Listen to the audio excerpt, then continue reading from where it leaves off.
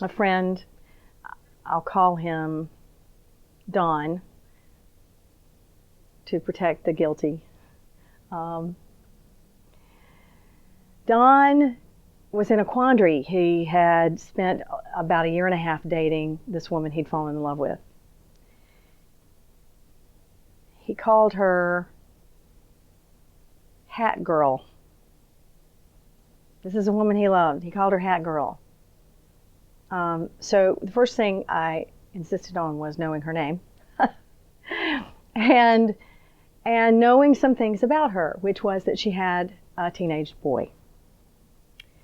And Don's problem with the teenage boy was that he felt that he had not been taught work ethic.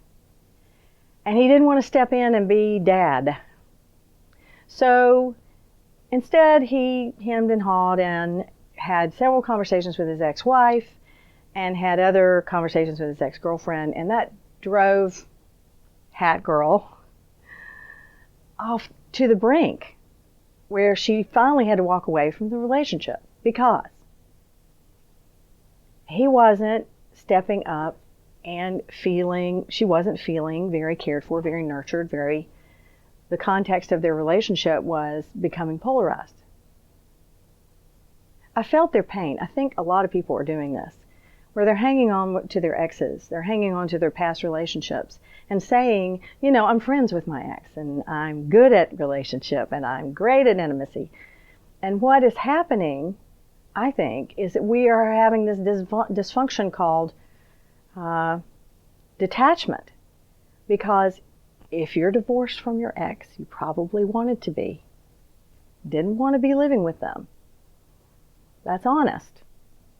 Doesn't mean you can't love them anymore. Doesn't mean you can't co-parent with them. It means that you don't discuss your love life with your ex. And then they bring in a new person while they still have the ex on the line, which is what Don was doing. And they expect the new person to accept that this ex was in their lives.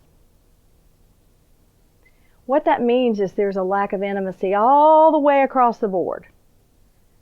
This new person has to accept this older person in your life, this older relationship anyway. And what happens is that they will never be vulnerable enough to the relationship to really fall in. Boundaries have to drop when you're falling in love with someone.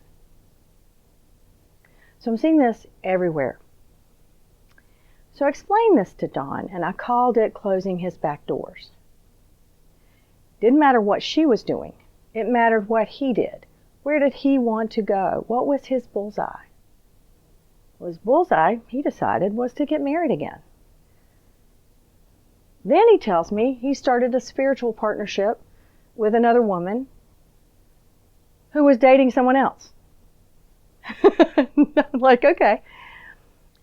So how clear are you that you're in love with this person and you want to marry them? And Don was saying, well, she's dating somebody else. I don't know.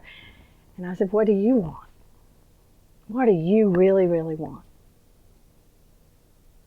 He said, I think I want to get married again and I'm in love with her. I said, have you told her this yet? No, I have not told her this yet. But, she's dating the other guy. And I said, okay. This is the thing.